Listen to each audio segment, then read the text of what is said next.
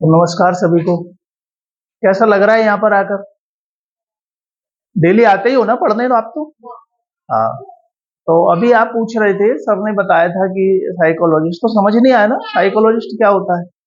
अच्छा, इसको हिंदी में बोलते हैं मनोवैज्ञानिक, ठीक है? और इंग्लिश में बोलते हैं साइकोलॉजिस्ट, ठीक है? तो एक विषय है ये, एक सब्जेक्ट है, जैसे आपका मैथ्स है, साइंस है, सोशल है, ज्योग्राफी है, पॉलिटी है, हिस्ट्री है, ऐसे ही एक सब्जेक्ट होता है साइकोलॉजी, ठीक है?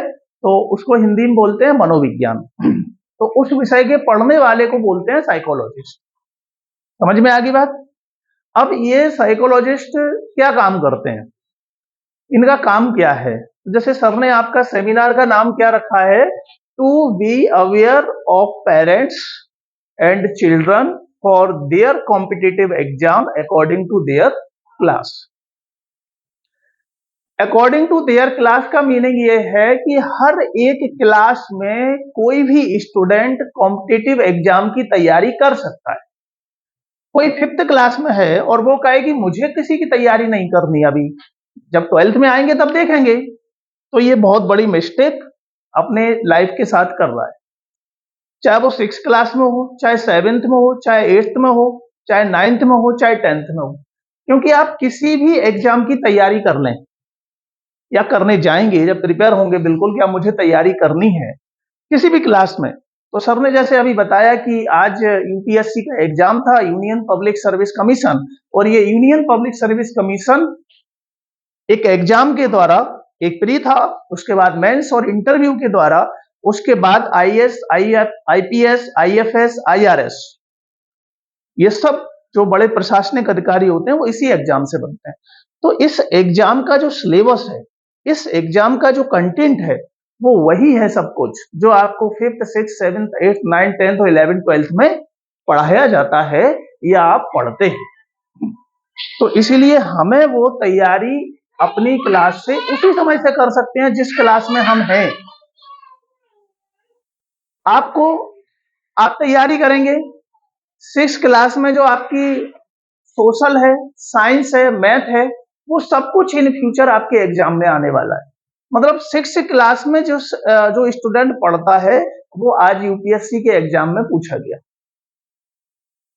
हमेशा आप उसका अगर थोड़ी सी और बड़ी क्लास में आएंगे, उस सिलेबस को देखेंगे, तो आप देखेंगे कि मैं तो ये 6 क्लास में पढ़ चुका हूं, केवल लेवल चेंज होता जाता है। तो बेस तो 6 में ही बनेगा। समझ में आ रही ना बात? 6 का लेवल, उससे थोड़ा सा आगे 7th में जाएगा, उससे थोड़ा सा आगे 8th में जाएगा, उससे थोड़ा 9th, 10th, ठीक है ना? तो हम देखते भी होंगे, हम क्लास में पढ़ भी रहे हैं कि लेवल चेंज होता रहता है, चीजें वही हैं।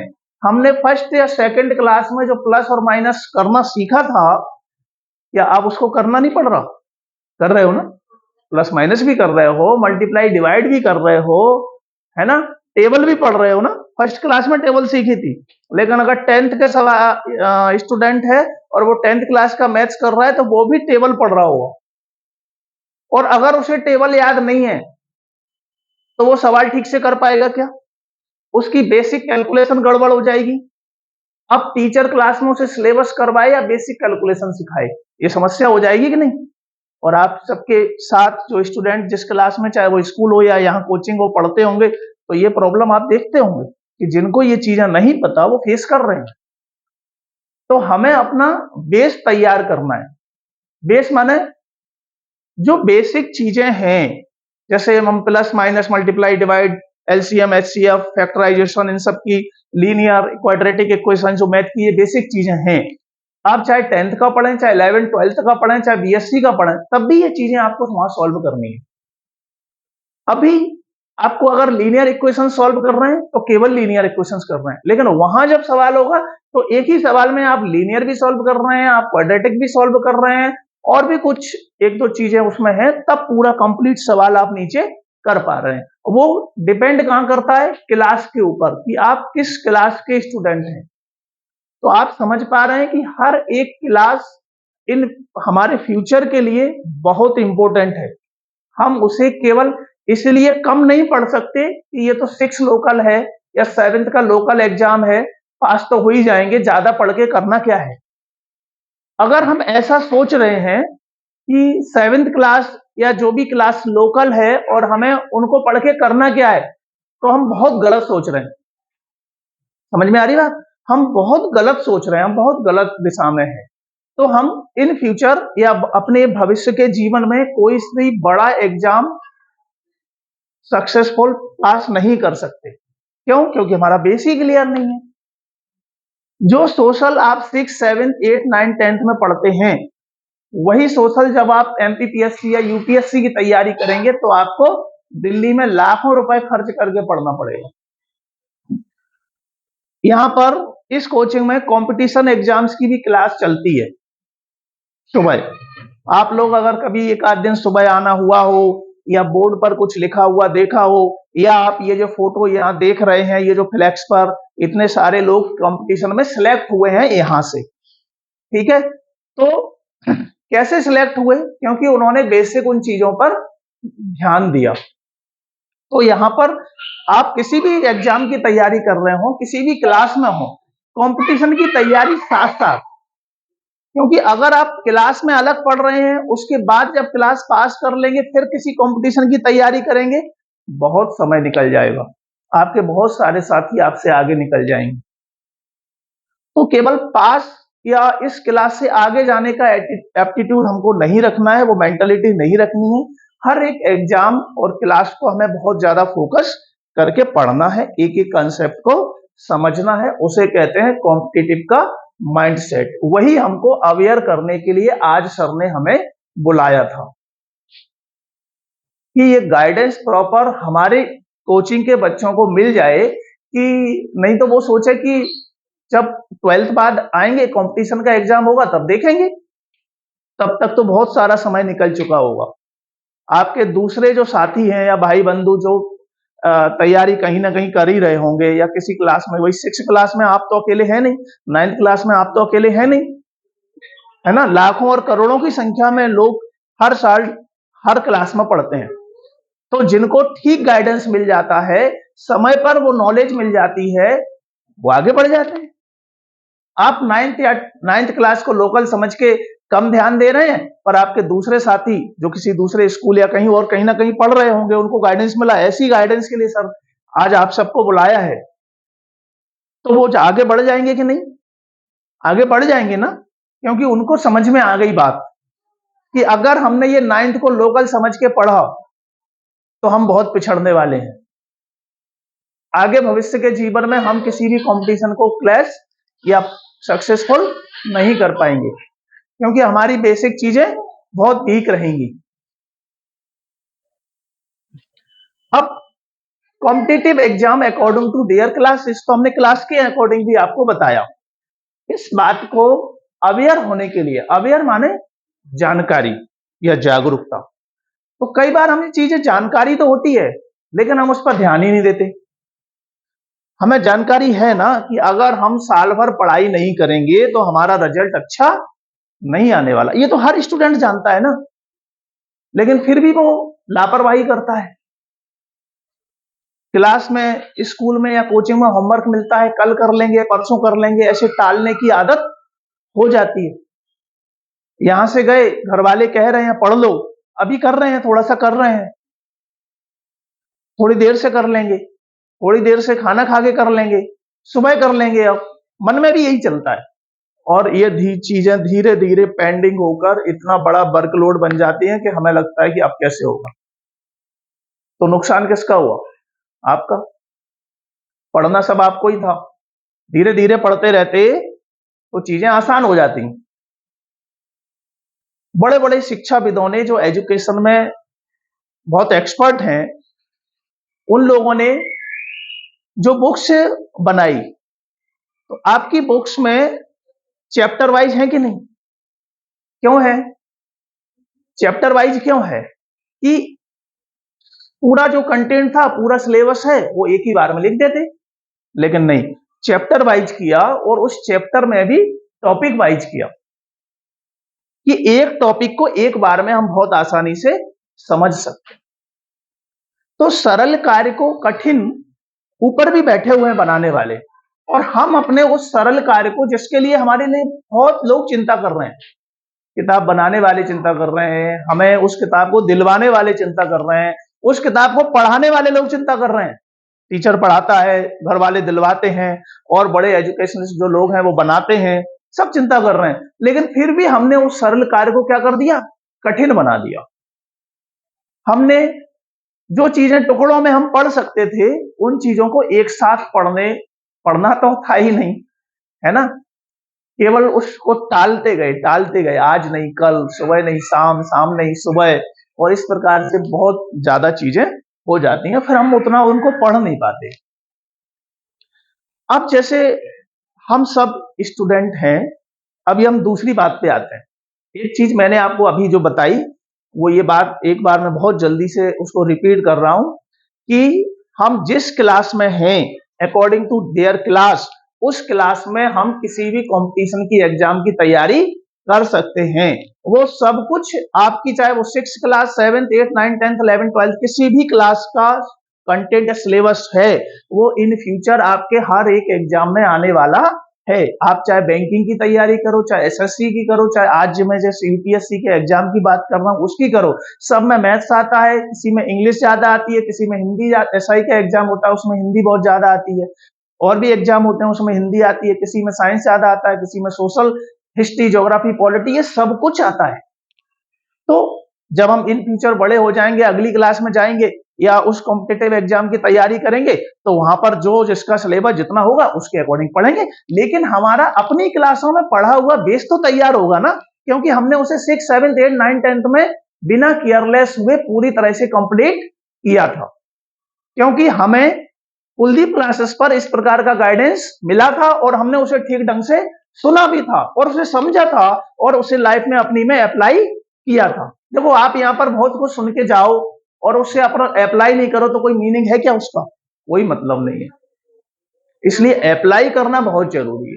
जो हम जानते हैं उसे एप्लीकेबल हो, ये हमको चिंता करनी पड़ेगी। अब मैं जो दूसरी बात आपसे करने जा रहा था, कि हम सब एक स्टूडेंट हैं, दिखने में बहुत कुछ अलग हैं, ऐसे ही हमारे ब्रेन का जो सॉफ्टवेयर है वो भी एक जैसा नहीं है। अब आप सभी लोग अच्छे इंजीनियर बन सकते हो क्या? सभी लोग? कुछ लोग बन सकते हैं, है ना। तो उनका इंटेलिजेंस वैसा है, इनबिल्ट है वो, और इनबॉर्न है, मतलब जन्म से है, वो टैलेंट हमारे अंदर है। किसी के अंदर बहुत अच्छा डॉक्टर बनने का टैलेंट होगा, किसी के अंदर बहुत अच्छा टीचर बनने का टैलेंट होगा, कोई बहुत अच्छा बिजनेस कर सकता है, जॉब के लिए कहेगा नहीं, कोई मुझे जॉब नहीं पसंद है, मैं अच्छा बिजनेस कर सकता हूं, मतलब बिजनेस माइंड, हर चीज को बिजनेस के नजरिए से देखना। आ रही बात समझ में? तो हम ये काम, और ऐसे बहुत सारे कैरियर ऑप्शंस होते हैं जो हम बहुत अच्छे से कर सकते हैं। जैसे, तो हम इंडिविजुअल डिफरेंसेस हैं हम में, हम सब अलग हैं, मतलब आप सब एक्सीलेंट हो, पर वो एक्सीलेंसी हमारी किस डिपार्ट में है, किस पार्ट में है, किस हिस्से में है, किस प्रोफेशन में है, कैरियर के किस फील्ड में है, ये बात हमको अपनी पढ़ाई करने के दौरान ही समझनी पड़ेगी। भाई 10th तक तो हम सारे सब्जेक्ट पढ़ रहे हैं सभी लोग, पर 11th से हमको एक दिशा बदलनी है। सब्जेक्ट चूज करोगे ना, कॉमर्स लेना है, आर्ट्स लेना है, ह्यूमैनिटीज, मैथ, साइंस, एग्रीकल्चर, या और फाइन आर्ट्स वगैरह, ड्राइंग, पेंटिंग के बहुत सारे सब्जेक्ट होते हैं। तो हमको क्या लेना है, ये आप अभी तय करना पड़ेगा, अभी मतलब 10th तक। अब कई बार क्या होता है कि जैसे आपके पेरेंट्स ने कह दिया नहीं, तुम तो मैथ्स ले लो, तुम्हें तो इंजीनियर बनाना है, तुम्हें तो मेडिकल की तैयारी करवानी है, डॉक्टर बनाना है, तो हमें ये करना पड़ेगा कि अ, वही चीजें लेनी है जो हमें घर वालों ने बोला है, क्योंकि घर वालों के अनुसार कोई ना कोई रिलेशन में या परिवार में सक्सेसफुल हुआ है उस चीज को लेकर, तो वही वे लोग हम पर भी फोर्स कर रहे हैं। बात आ रही ना समझ में?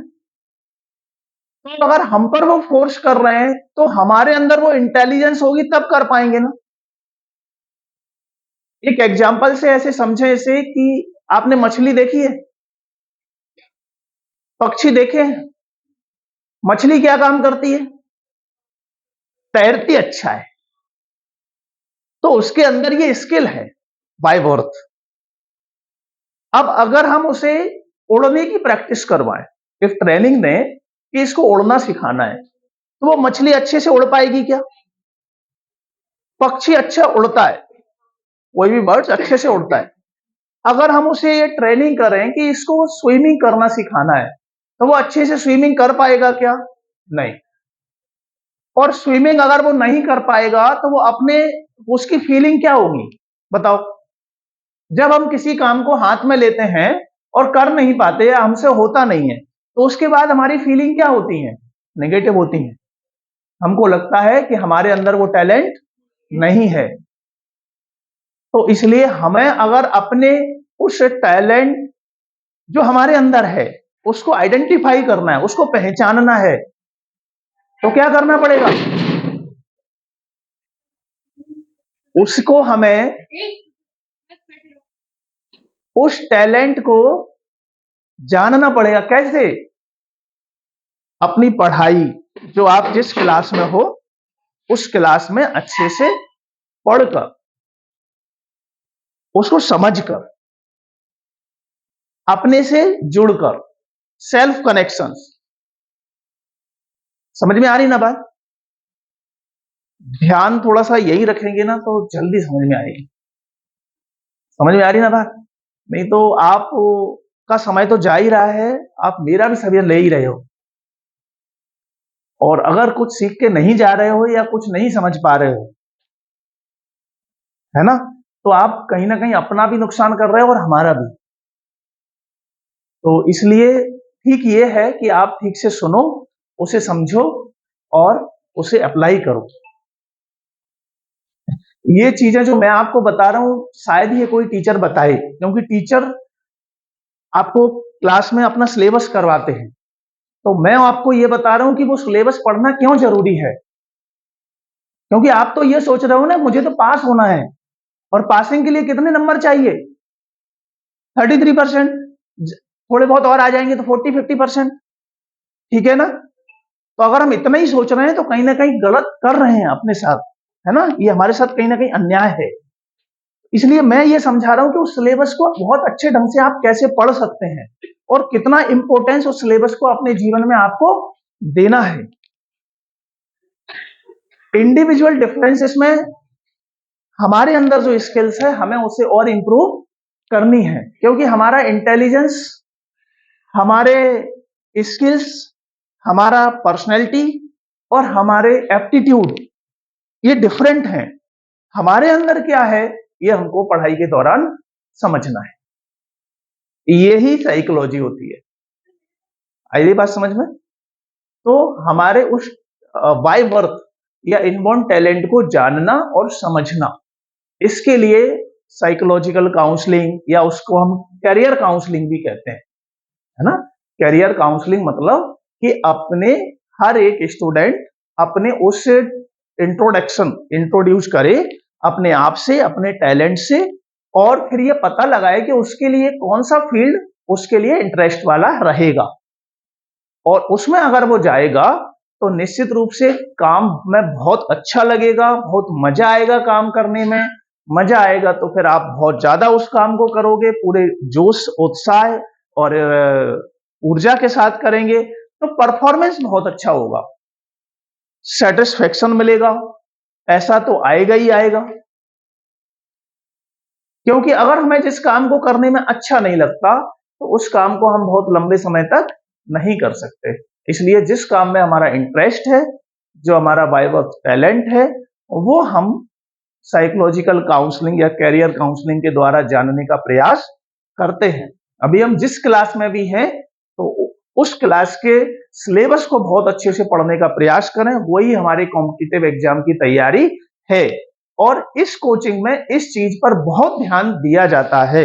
अगर अभी भी अगर आप नहीं जुड़े हैं, समझ में आ रही ना बात, या फिर आप डेमो लेने आ रहे हैं या किसी एक आध क्लास को ज्वाइन किया हुआ है, तो जिस क्लास यहाँ चल रही है 6, 7, 8, 9, 10 जो भी, तो उसको ज्वाइन करने से आपको इन फ्यूचर कंपटीशन में बहुत बड़ा फायदा होने वाला है, क्योंकि हमारी बेसिक चीजें और कंपटीशन के लिए जो अवेयरनेस चाहिए वो समय समय पर हमारी तैयार करवाई जाएगी। उसके लिए हमें टोटल एक गाइडेंस, प्रॉपर गाइडेंस इस कोचिंग से मिलने वाला है, ऐसा हम मान लें, विश्वास करें अपने ऊपर, टीचर्स पर और कोचिंग पर। क्योंकि अगर हम विश्वास नहीं करेंगे, आपने एक शायद संस्कृत में एक वाक्य सुना हुआ, श्रद्धावान लभते ज्ञानम, मतलब श्रद्धावान लभते ज्ञानम का अर्थ क्या है कि जिसकी श्रद्धा होती है, जिसको विश्वास होता है टीचर पर, उसे ज्ञान एक अलग तरीके का प्राप्त होता है। आपने सचिन तेंदुलकर का नाम सुना होगा, उनके गुरु कौन थे पता है? रमाकांत आचरेकर। और सचिन के एक और साथी थे विनोद कांबली। तो सौरभ गांगुली तो उनके साथ क्रिकेट खेलते थे, पर विनोद कांबली वो नाम है जो सचिन के साथ स्कूल में क्रिकेट खेलते थे, सचिन के साथ बड़े हुए, और इनके गुरु एक ही हैं, रमाकांत आचरेकर, विनोद कांबली और सचिन तेंदुलकर के। तो सचिन ने अपने गुरु पर भरोसा किया, विश्वास किया, उनकी बात मानी, उनकी बात सुनी समझी, तो हमने देखा कि सचिन एक दिन क्रिकेट के भगवान बने और आज भी बहुत बड़ा नाम है। विनोद कांबली को आप नहीं जानते, जबकि वो सचिन के साथ ही है, लेकिन चूंकि मेरी उम्र आपसे ज्यादा है, मैंने उनको देखा हुआ है खेलते, लेकिन उनकी गुरु में उतनी श्रद्धा नहीं रही, उतना अनुशासन उन्होंने अपने जीवन में नहीं बना पाया। डिसिप्लिन बहुत जरूरी है एजुकेशन में, अनुशासन होना बहुत जरूरी है, समय वक्त यानी कि टाइम मैनेजमेंट का ध्यान रखना भी बहुत जरूरी है। पूरा टाइम टेबल हमारा सुबह से लेकर रात तक का सेट हो, पूरा एकदम उसमें हम अपने आप को फिट कर पाए और लगातार प्रयास करें और डेली उसको इंप्रूव करें, तो निश्चित रूप से आपको बहुत फायदा होगा, उसके बेनिफिट इन फ्यूचर आपको नजर आएंगे। आज भले ही कुछ चीजें हो सकता है मजाक में लग रही हूं, आप मन ही मन मुस्कुरा रहे हो, पता नहीं सर क्या कहानी कथा सुना रहे हैं, है ना, पर ये चीजें अगर दिमाग में कहीं ना कहीं गई हैं, आज भले ही नहीं मानोगे लेकिन बाद में माननी पड़ेगी, इनके बिना कुछ होना ही नहीं है। अगर आपने जीवन में अनुशासन नहीं बनाया, डिसिप्लिन नहीं आया, तो कोई भी काम में सक्सेस हो ही नहीं सकते। तो वो अनुशासन बहुत जरूरी है, वही अनुशासन सचिन तेंदुलकर के जीवन में था, इसलिए गुरु पर विश्वास था, अपने टीचर जो उन्हें सिखाते थे वो मानते थे, समझते थे, करते भी थे, लेकिन उनके साथी विनोद कांबली ने नहीं किया, तो आप लोग उनको नहीं जानते। लेकिन आज वो विनोद कांबली बहुत गरीबी की हालत में एक बीमार जिंदगी गुजार रहे हैं। आ रही ना बात समझ में? तो अनुशासन का, श्रद्धा का, जिसकी हम बात कर रहे हैं, विश्वास का बहुत महत्व है। डाउट, संदेह हम हर बात में नहीं कर सकते। मैं मानता हूं आपके पास, आप सबके हाथों में अब एक मोबाइल फोन है, उस मोबाइल फोन में यूट्यूब भी है, गूगल भी है, तो अगर गूगल को गुरु मान लिया तो बहुत गड़बड़ हो जाएगी। गूगल को गुरु नहीं मानना, जो टीचर हैं उनको ही सब कुछ मानना, तो आगे बढ़ जाओगे, नहीं तो ये मोबाइल फोन आपको गलत दिशा में ही ले जाएगा। बड़े बड़े ब्रिटेन में, अमेरिका में इस मोबाइल फोन पर 16-17 की साल की उम्र तक प्रतिबंध लग गए हैं, बैन लग गया है कि बच्चों को ये नहीं देना है, क्योंकि इससे बच्चों की आंखें तो खराब होंगी ही, सबसे ज्यादा उनका दिमाग खराब होता है। उनको लगता है मैं सब जानता हूं, सब कर लेता हूं, ये बड़े लोगों को हमसे बात कहने की क्या जरूरत है, मम्मी पापा और टीचर्स की बातें तो उन्हें बहुत बेकार लगती हैं, और मोबाइल छुड़ा लें तो बड़ी गुस्सा सी आती है। ये जो गुस्सा आ रहा है ना, ये जो इरिटेशन, चिड़चिड़ाहट, गुस्सा आ रहा है, ये मोबाइल की ही देन है। नींद नहीं आती रात को, नींद भी डिस्टर्ब हो जाती है, जो खाने योग्य चीजें हैं वो अच्छी नहीं लगती, ये सब मोबाइल हमारे जीवन में करता है। तो अच्छा भी है, लेकिन अगर उपयोग अच्छे से करें तो चीजें को सिखाता भी है, हमारे दूर के बड़े परिचित रिश्तेदारों से बात करने में उपयोगी होता है, लेकिन अगर मिसयूज करेंगे तो हमें ये बर्बाद करके ही छोड़ेगा, क्योंकि इससे हमारे हार्मोन्स, हमारे न्यूरॉन्स बड़े थक जाते हैं। आप देखते होंगे 1 घंटे अगर मोबाइल चला लिया, गेम खेल लिया, तो उसके बाद कोई एनर्जेटिक फील करते हो क्या? नहीं, एकदम डलनेस सी आती होगी, आलस सा, किताबों की तरफ देखने का मन नहीं करता, ऐसा लगता है आंख बंद कर लो 10-15 मिनट के लिए, थोड़ा सा लेट जाओ, बैठ जाओ। अब जिसकी जैसी हैबिट है, हो सकता है आप में से कोई 4-4 5-5 घंटे भी ऑनलाइन गेम खेलते हो, है ना, एक से 2-2 घंटे खेलते हो, है ना, तो लेकिन उसके बाद डलनेस ही लगता है, कोई एनर्जेटिक फील नहीं करते, किताबों तरफ देखने का मन नहीं करता। लेकिन जो रियल नॉलेज है और जो रियल स्टडी है वो किताबों से ही हो सकती है। इस उम्र में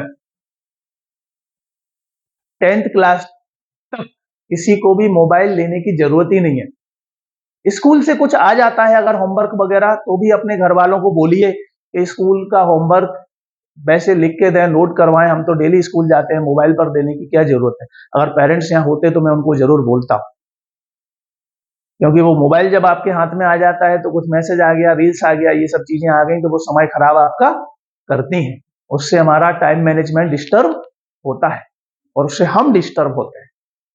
समझ लीजिए आप, हमारे लिए क्या ठीक है, डिसीजन सब आपको ही करना है, सोचना सब आपको ही है।